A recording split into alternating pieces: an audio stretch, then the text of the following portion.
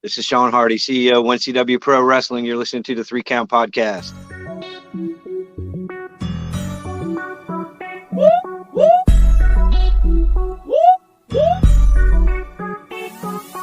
I'm in fashion, roll with cold passions. Welcome everybody to another great edition of the Three Count Podcast presents Now Entering, and I'm your host, Clifford Red Dog Miller, the man that leads you up this mountain called wrestling. That's right. And by now, with this being like, our episode like 200 plus, right? You all just be saying it with me right now. Just say, I am your Sherpa. Just like your tribal chief, you should acknowledge me. But like every good Sherpa, you got to have someone who's been there, done that, and can do it more efficiently than you can. That's why it's never about me. It's about who's entering the ring. And who's entering the ring today? Why, he is the CEO of 1CW. The man, the myth, the legend, Shawn Hardy. Thanks for having me on, Clifford. Looking forward to it. Bet. This is awesome, man. I'm super excited to have you on the show. Me as well. So we've had Carlson on. We had his episode where we were having him on to talk about it, and then I thought it would be kind of a cool idea to have you on as well, because obviously being kind of like the brains at 1CW and just kind of like helping facilitate things, and you and I kind of have like this cool little kinship that we've been like able to sit back and talk and stuff. I just only thought it was appropriate to have you come on the show and be able to talk about 1CW. Well, I appreciate the platform, and again, I enjoy our friendship, and looking forward to many, many more memories that we make together, my man. Hell yeah. So let's just dive in, because, for some people who don't know, who is Shawn Hardy and who is 1CW? All right. Well, 1CW actually formed out of my first company that I was involved with, which was we started back in 2003 with Steve Grossman, another friend of mine, Jeff Pappas, which was Delaware Championship Wrestling. And then those gentlemen got out. I ran that all the way till 2006. Had some back surgeries, took a couple years off, and honestly, I really wasn't going to come back. A friend had asked me to do a fundraiser to try to help out one of their family members in need. So when I came back, I wanted to, and being as I was by myself, I wanted to do something different. So I kind of came back as 1CW, first state championship wrestling. Delaware is the first state. That way I could still keep to my roots of DCW, but yet kind of pave my own path. And I did that from 2009 until 2018 by myself as the sole promoter. Every event we were donating back to a cause, whether it was a sick kid, a team, a little league team that needed some uniforms, a fire company maybe needed some equipment, a family that was burned out in a fire. We've done all cancer fundraisers, all kinds of things. And then in 2018, I got to meet a great guy in Sean Carlson and brought him on as my partner. Probably one of the best decisions I made. And 1CW is really just continued to take off since. And we like to think of ourselves as the land of opportunity. We open up a lot of doors, and we like to bring in a lot of new talent and see what everybody's got and give them that platform. Yeah, it was definitely something I definitely appreciated once I started kind of getting in and kind of understanding like the workings and everything, and seeing that you guys were helping with like autism and mental health and with women and with, appreciating like Black history, and like just seeing the growth of what 1CW brings, and like the charities you guys donate back to. I was like, yo, this is definitely the spot that I want to be a part of, because not only you guys like putting on these big shows, but you guys are also donating to big causes. And I was like, man, this is something that I want to just wrap my name around, just kind of hold on to, and just kind of like, ride the train as long as it's going to allow me to ride it. Yeah, and we're honored to have you with us, and I can only say that I'm humbled to be in the position that 1CW has allowed me to be able to do this and be able to help our community and some people that are in need. And I think that's kind of like the little bit of the success behind 1CW, beside the hustle and the hard work and our great talent. Because let's face it, it comes down to you guys, the talent, is our community involvement, and that's a big thing, and that means a lot to me. It means a lot to our workers and talent. They come to the shows and the people know who they are. Because they're used to seeing them around town. They're used to seeing them as regulars in 1CW. So it's a family atmosphere, and we're glad to have you as part of the family, bro. Nah, I appreciate that. But so I know like my way I got in, right, was there was a post. It was about being a part of the Rumble. Prince Machiavelli actually tagged me in that post, and I was like, y'all want in. And you guys really do like open up a lot of opportunities, and a lot of like, you can bring in like a lot of people, like whether it's for rumbles or for battle royales, or even if you're just trying to put on like a little simple tournament. But it's just curious, like outside looking in, trying to get into this into 1CW, what's the best way for someone to get a hold of you guys? Like to get to like put their resume out, or even to be like, hey, like check me out. This is what I'm trying to get accomplished. And how do they get in touch to be able to start with 1CW? Yeah, well, we have our Facebook page that gets probably 10 to 15 requests a day. My personal page and Sean's personal page as well gets quite a few. And again, we just, real simple. We respond to everybody very promptly and very professionally. But one of the things that we ask for is, obviously a little bio about you. Who was your trainer? Where were you trained? The federations that you've worked with, any seminars that maybe you've been involved in, things like that. And then a link of your work, a current link of your work, so we can kind of see your character, see how the crowd kind of reacts to you. We don't always take the crowd reaction in a tape for granted, because our crowd's a little bit different and everybody's a little bit different. But we do look at the character and the individual. And the professionalism, because one of the things we kind of pride ourselves in, and again goes back to the family thing, is respect and professionalism. We try to treat each other very, very well. We try to treat everybody very equally, and all the times on the matches, as in the opportunities and the King of the Royals and things like that. It was something that no one else was doing, and it was just one of those opportunities for us to get a chance to see, you know, new up and coming talent, or maybe some talent that wanted a shot to break in 1CW, and we can see their character, see them break the curtain, see how the crowd reacts, see how they interact with our locker room. Are they a true fit for what we're looking for? And then, we meet great people like you, bro. And then, some are really, really good fits and some aren't. No disrespect to anybody in any way, shape, or form. But, to try to keep things going, and keep those avenues out there, because let's face it, everybody's aspiring and trying to get these jobs. So, just like a TV show or anything else, there's always competition, and competition is good. And I think by bringing in the fresh faces, the fresh talent, and allowing the fans to see what's out there and what the best, talent is, that's kind of what we provide. And we're humbled to have that opportunity to do it. Yeah, so I'm having difficulties with my camera. Just give me a sec. But one thing I definitely do like about 1CW is that the one you kind of said it best, right? It's like everybody's like this big family. Everybody comes in, they all have these positive energies, they all have positive outlook, and then like everybody treats each other like they haven't seen each other in a long time. And I think that's important, and especially like in a locker room like this, right? Like there's a lot of faces, there's a lot of people, and you want all these guys that are going to get together and be collaborative in like both their characters as well as like just who they are personally. And that's one thing I definitely appreciate about the big locker room, just being able to talk with people. Is just like I get to pick brains with everybody, whether it's Big Cass or like Enzo or Moses, right? Or you get to even talk with, you get to talk with Bad Banks, right? And you get these cool conversations, these cool little tidbits of cool information. And if you're not utilizing that, then you're kind of missing out on the bigger picture. Like just everybody there is there to like help each other grow and understand. I love that aspect of like being a part of a locker room like that. I agree. I believe, if people aren't using that for the networking that's out there, for the friendships and the doors that may open, then they're missing the boat. You nailed it with some of the talent that you talked about. I pick people's brains all the time. I learn all the time. One of the things that we're very, very happy and proud about is how our locker room has accepted the partnership with CCW, Capital Championship Wrestling, as we celebrate their 1 year anniversary, also coming up August 6th. But that kind of celebrates our 1 year partnership, and that to me is big compliments to our locker room now as one, but to my guys and gals who were there originally, who accepted all these people as newcomers into our house and into our family and made them feel at home. So I think it's great that we have that working relationship. I think it's great that the networking is out there, like you said, with the Enzos, the Cass. Then on the other hand, you got the Camille's that come in. The NWA Women's Champion was in the locker room, and I said it to multiple people.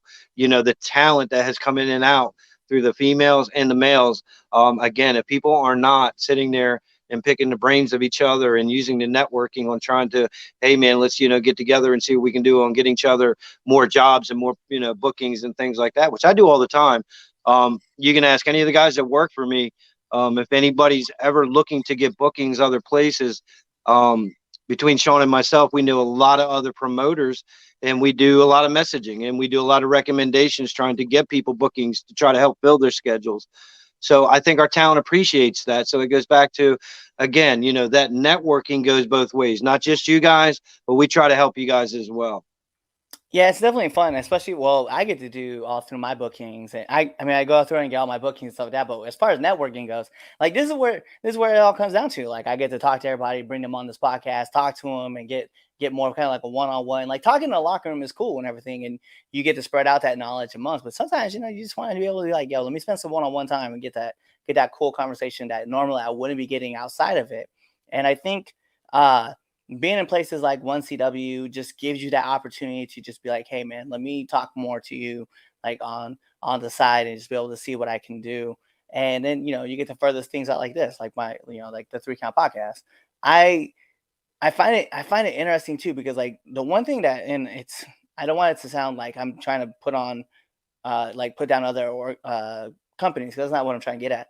But one thing I definitely do appreciate is when I go to you guys and I see like the card has already been laid out, but everybody, it's never a you guys get like 12 to 15 minutes, you guys get 15 minutes, you guys get 5. No, you guys are pretty much just like, hey, yo, like everybody here is getting like 8 to 10 minutes. Don't go over the time. You can go under, don't try to go under too much, but don't go over. And I love the aspect of like, hey, oh, we trying to be a strickler on time, because we understand like there's sometimes there's 13 matches on the card, and you could really drain a crowd out. But it's like, hey, this is what we want to do. This is what we're going to see. A lot of personalities. Everybody's trying to be the best match on the card, but do not go over that 10-minute mark, or that 12-minute mark, whatever the time just happens to be. Like, don't do it. And I love the fact that you guys make it a point and you guys harp on it, and then you know say like it happens once or twice, like, hey, like we're gonna have to have a conversation about it. And then from there, if it keeps going on, like you're just not welcome back. And you nailed it, because it's funny, because uh, it's usually a show or two that someone will walk up to me and say, "Hey, where's such and such at?" And I'll just turn and look at them and give them that look, and they'll be like, "Oh, okay." I don't even have to say anything. It's one of those. We do make it clear. We try to be fair to everybody across the board, like you said. If people do take advantage of it, we'll give them a verbal the first time. This after that, the second time, if you do it again, now you're just being disrespectful to everybody else, and we give you some time off to think about that, and for us to think about whether we want to welcome you back in. And that's not trying to be snooty or a hierarchy or anything like that. It's, to me, it's about being respectful to the guys that helped me set up the ring, to the guys who helped me do the referees, the commentators, the cameramans. Everybody, to me, is super important, and I treat them all with respect. And listen, if anybody's been to a 1CW show, I'm there at 12 noon helping set up the ring, putting names on the chairs and getting things organized. And there's nothing I won't do to help anybody. So when people do that, like you say, we do take it as a little disrespectful. So yeah, with our streaming and our TV and things like that, we are a stickler to our times, but we're also very fair to every talent that comes in the door on the time. So yes, that's one of the things we are honestly proud of. And it's one of those things too, where it's like, and it's something that I'm still learning, like in the business as I'm moving along, like pacing and stuff like that. But it's something like I've heard it numerous times from like other promoters and other places too, where they're like, if you can't tell a story between 5 to 6 minutes, then you're not learning enough. You're just trying to act like you're better than everybody.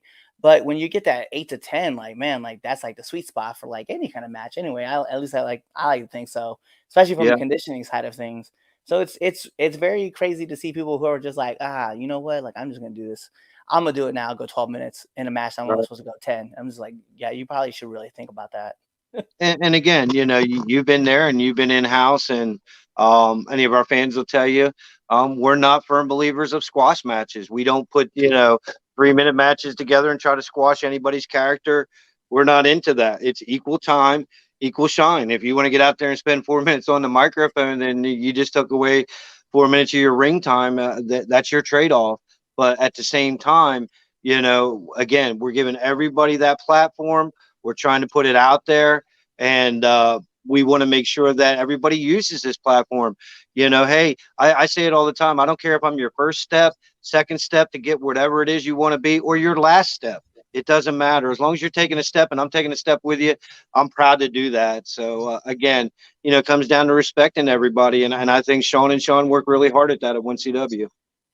Yeah, there's definitely a lot of like a lot to be said. Like you guys definitely, whether it's like I see I see you like always talk about how you're posting and you're flying flyers all over like the town and stuff like that, getting everybody hyped to come up to the show and stuff.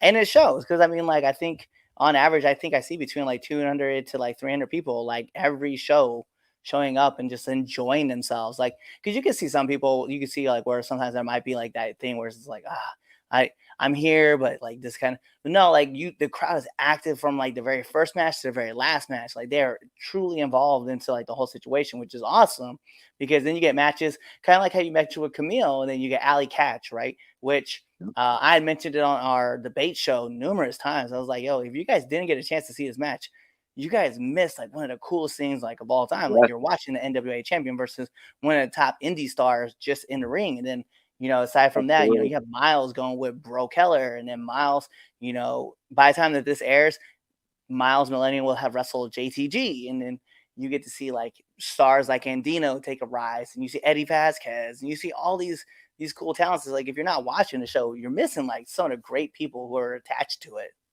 Yeah, and that's that opportunity. That's the door of opportunity. Miles will tell you his own little story was the same way. He came in one of those spots like you were talking about earlier, and now he's our current 1CW Pro Wrestling champion. I couldn't be prouder of the young man and the work he's put in, his dedication and things like that. But it just goes to prove your point. Andino as well, Eddie Velasquez as well. All these guys came in, took that open door policy, took that opportunity, and ran with it.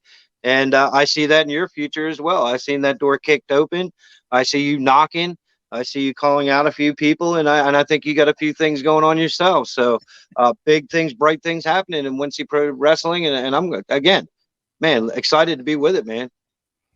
Definitely. So moving kind of over and talk about things like so people don't really talk about this a lot, and I love talking about it on this show. Uh, you get a show, it goes on, right? Things go off just as normal, or even if there might be a few hiccups here and there. But more importantly, show gets torn down, and obviously you got to have that post match meal or post match snack. So, do you have that post match meal, post match snack that you would go to? Well, it's funny you say that. We kind of have a tradition where we have like what we call a little after party, where some of us meet back at the hotel. Some of the people that travel, I'll also get a room there. Even though I live local, I will rent a room there, and we all get together and kind of hang out and have a few adult beverages, sing a little karaoke, do some fun stuff, kind of unwind, and really not talk a lot of wrestling. Um, we kind of are more on friendship level, and it goes back to that family thing, and we enjoy that weekend that we're getting once a month together. So it's a really, really cool thing. But now on Sunday morning, there's a local restaurant that is also one of our sponsors that we all kind of gather at for Sunday breakfast after church and all that kind of stuff, or some of them are rolling over from their hangover. And we usually get about 20 of us between workers and family and fans that'll come and have a little breakfast that Sunday following the show and do a little fellowship and stuff like that. So we celebrate birthdays at that time and things like that. And again, it just pulls that togetherness and that family feeling to it. And it's one of the things that I really look forward to every month, is getting to see these guys come in with their families and spend time with them. No, that's awesome though, and that's kind of cool that you guys do all that kind of stuff. Uh, So you said you started in 2003. It's 2022. I'm sure in the 19 years that you've been doing this, you've probably had a couple of these. So what's one of the hardest lessons that you've had to learn as a promoter uh, throughout your career? Uh, the word no.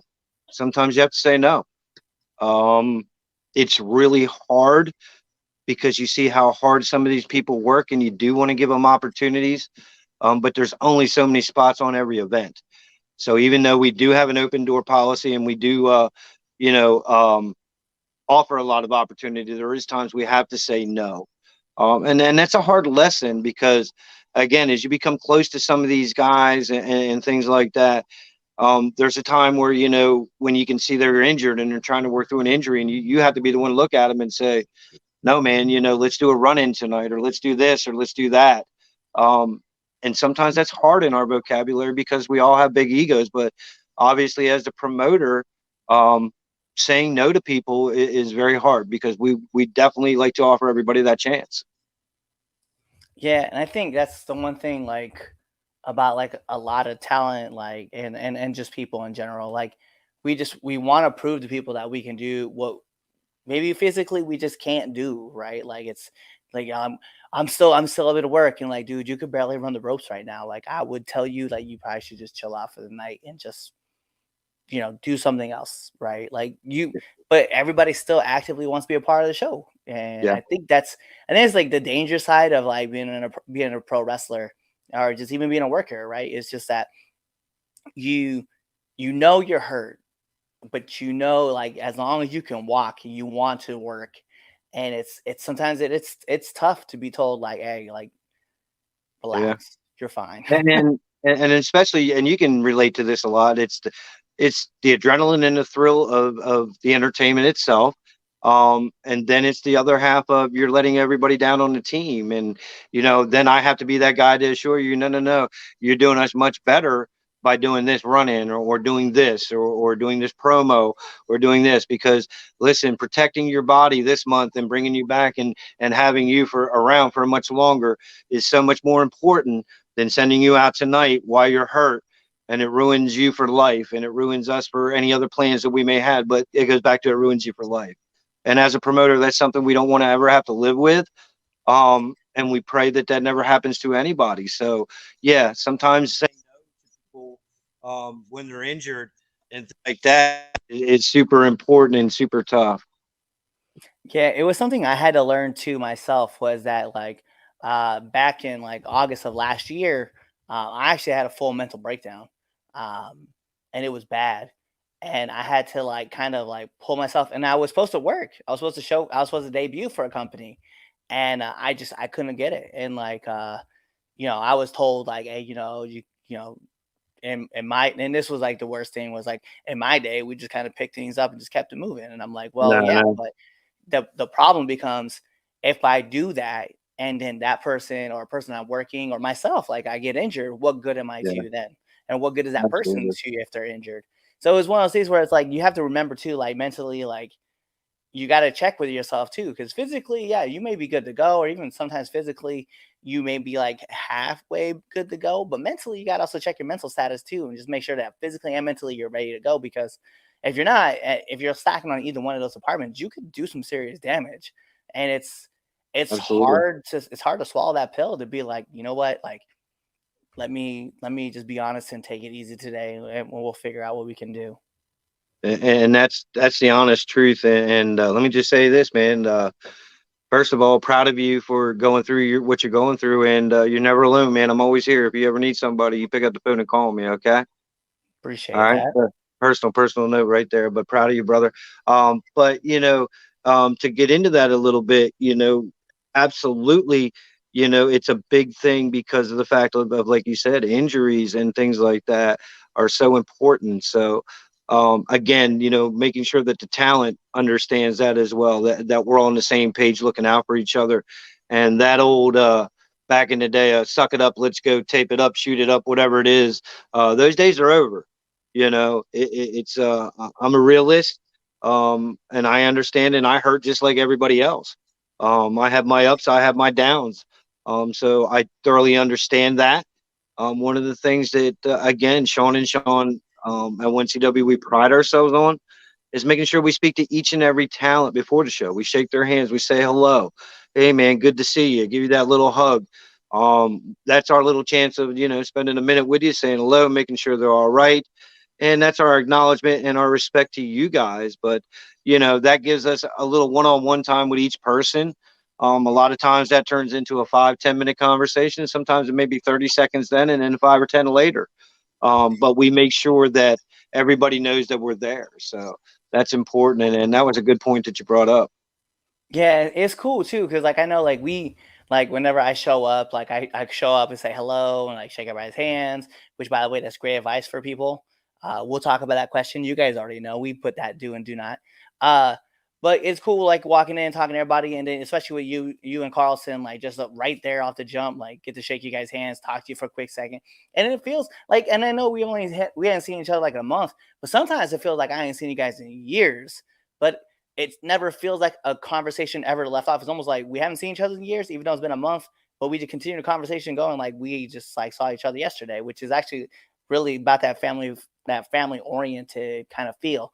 And I think that's what keeps me wanting to come back and wants to keep working with 1CW. And I know a bunch of other people who are like, man, I just miss the family feeling of like being attached to 1CW. So and that's what I'm saying. Like it is cool being able to sit down and talk with you guys for a quick minute, or even like, we've had this happen numerous times where you and I will say hi and we'll talk for a quick minute, we'll walk away, and then like later on the show, here we are having like another 10-minute conversation about what's Yeah, going on and catching up.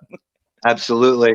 And everybody always says that, it's like, man, you're a little busy. We caught up later. Yep. We always catch up. We always do. And I always make a point of that.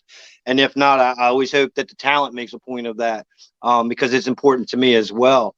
Um, and it's funny, from a guy who used to do this all by himself for so many years, and then to take on partner and or partners.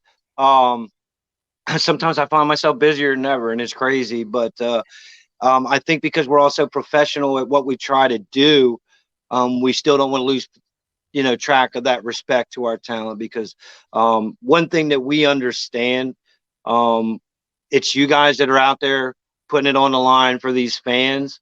Um, and we never ever lose focus of that. So without you guys, there's really no 1CW. Without the fans, there's really no 1CW. Um, I don't think what we do is a secret. I just think it's the way we are, and we're glad that everybody feels that way and enjoys being here. That makes us feel good. So appreciate the compliment. Yeah. So going over from talking about like hardest things and getting into those kind of deals, like what kind of advice would you give to someone who's trying to get their foot in the door at 1CW?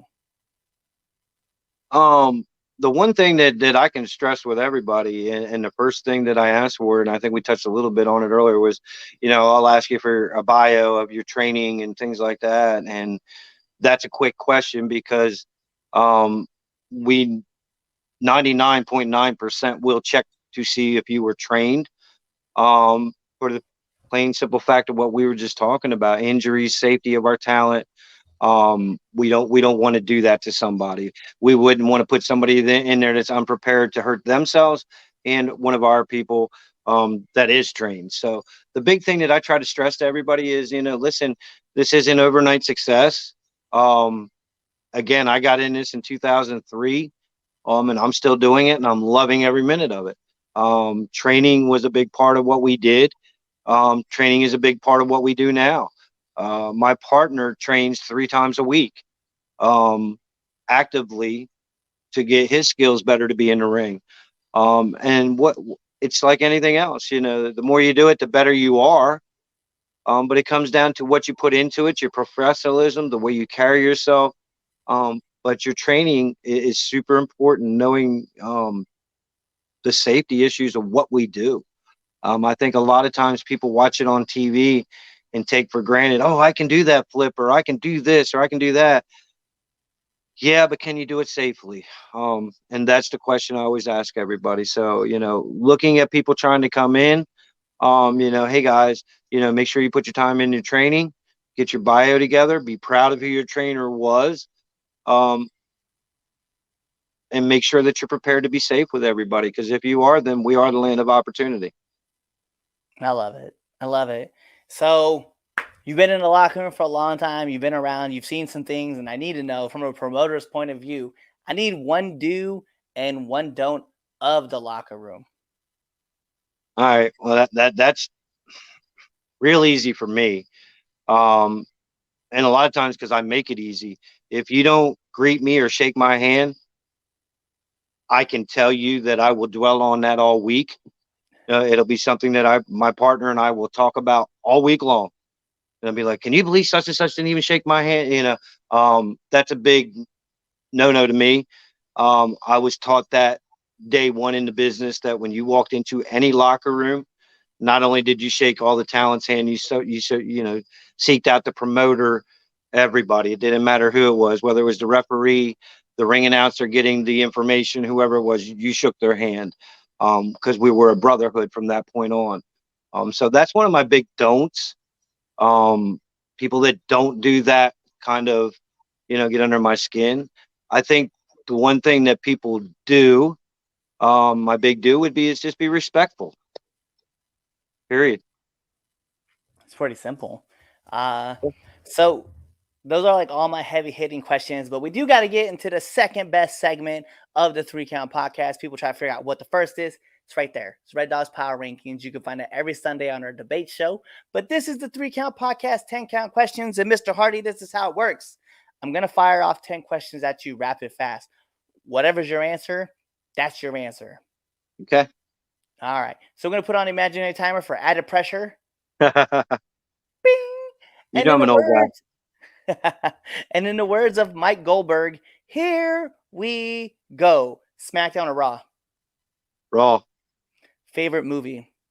Oh my God. I don't watch movies. Longest Yard. All right. Okay. Well, side question. Burt Reynolds or Adam Sandler? Oh God, I like the original one. I'm an old guy. Yeah, I don't watch a lot of movies, to be honest with you. So sorry to blow the timer on this one, but I watch a lot of old footage of wrestling, to be honest with you. I don't watch a lot of modern stuff or a lot of movies. So I apologize for blowing that question. No, it is 100% okay because that is your answer. Waffles or pancakes? Oh, I'm a pancake guy. All right. Favorite actor? Favorite actor? Tom Hanks. Okay. Pineapple on pizza, yes or no? I love all kinds of pizzas, so I would have to say yes. Favorite cartoon? Favorite cartoon? Popeye. Okay, yes, let's go. All right. Listen, I'm still a fan of like Robin Williams playing Popeye. Like I Yeah, don't. yeah, I love that old school stuff, man. Dogs or cats? I'm a dog lover. Favorite podcast? Oh, that's easy. The Three Count podcast. It's not like we have this marked everywhere. Like that's just Yeah, yeah, what yeah, it yeah, is. yeah. You didn't even have to preempt me, bro. Nominate one person that you want to see on this podcast. Well, let's see. You've already had Carlson on there, so you've had Bad Banks on here, and trying to think, man. I try to watch all your podcasts. We have a lot of Honestly, episodes. I know. Honestly, I'd like to see a gentleman out of New York. His name is Keith Zimmer. Keith has been involved in wrestling for a while, and he does a lot of joint ventures in a lot of different states. And Keith is kind of like me, he's a journeyman, and he does this for the love of wrestling. And I think some of the stories and some of the answers and some of the things he has to say would be a great podcast. He has been in 1CW, and we hope to have him again before the end of the year. Scheduling just hasn't, been able to match up. But Keith's a great guy, a great behind the scenes dude that will do anything for any talent or any promoter. So I think he'd do a great job and be a great interview for you. Definitely. We'll look into that. And then last but not least, my favorite question to ask every single person who comes on this show. Favorite curse word? Well, free is my favorite F word. So with that being said, shit. You're right. It's funny because like that word, the F word, and even say the word bitch, like it's just universal. You can use it for everything, and it's awesome. I'm a promoter, so free has to be your favorite F word, right? Isn't that what people say? Definitely. All right. Well, those are all my questions I do have to ask. So last thing I have for you is, Mr. Hardy, let the fans, the listeners, and the viewers know where they can find you. Well, I'm on Facebook. I'm on Twitter. We're on Instagram. Shawn Hardy, 1CW Pro Wrestling. Also, my partner, Sean Carlson. We're on all three platforms, all of us. We have our YouTube channel, 1CW Pro Wrestling. We're on Roku under Rope to Rope Wrestling, 24 hours a day. And we're working on a new agreement we just signed with Title Match. So some big stuff coming up. Also looking to expand that a little bit more. So, follow us, follow you. Thank you for what you guys do, because it's platforms like this that make indie wrestling great. They give people like myself and everybody an opportunity to talk about it and share the stories and the memories. So I appreciate the time tonight. Yeah, no doubt. And then you know what that means. So he told you where you could find him. He told you about 1CW. He told you about the Roku. He told you about YouTube. He told you about everything that you need to know. So, like everybody's favorite part of a wrestling match, we got to take this home, because this is the Three Count Podcast presents Now Entering. And like I said, I'm your host, Clifford Red Dog Miller, the man that leads you up this mountain called wrestling. But like every great Sherpa, you got to have someone who's been there, done that, and can do it more efficiently than you can. That's why it's never about me. It's about who's entering the ring, and you see him right there. Okay, it's Shawn Hardy, okay, the CEO of 1CW. And you guys know what that means. You guys tune in to the next episode and be there, or you're following us on all of our social media platforms. You're following us on YouTube. You're subscribed to our channel. You're following us on Spotify or whatever podcast you listen to. You're buying our merch. You see us right there, okay? ProWrestlingTees.com/the 3 Count Podcast. And then, you're telling your friends about us, and you're leaving comments on all of our stuff, because, that's what you guys like to do. But you're either doing that, or you're really just waiting for this episode to end. You're waiting for the outro, and then you're choosing another episode to listen to. Peace. What's going on, 3 Count Nation? I'm Clifford Red Dog Miller with the catchphrase. But what I really want you to do right now, go to twitter.com, right? Go over there, find us at the 3count_pod, give us a follow, give us a like, give us a comment. We want to talk to you guys. Go to IG at the 3 Count Pod. Give us a like, give us a follow, leave us a comment. We want to interact with you. Go to youtube.com, give subscribe, turn the bell on, turn the notifications, leave a comment. We want to talk to you. Go to anchor.fm/the 3 Count Podcast, and in there, you can leave us a message, and we will talk to you. Basically, what I'm trying to tell you is that we want to talk to you. We want to have fun with you guys, and we love listening to what you guys have to say. Also, one thing I need you to do for me, the 3 Count Podcast also has merchandise. At ProWrestlingTees.com/the 3 Count Pod. Please go buy our t-shirts. We love you guys, and we hope you love us too. So show us some support, please.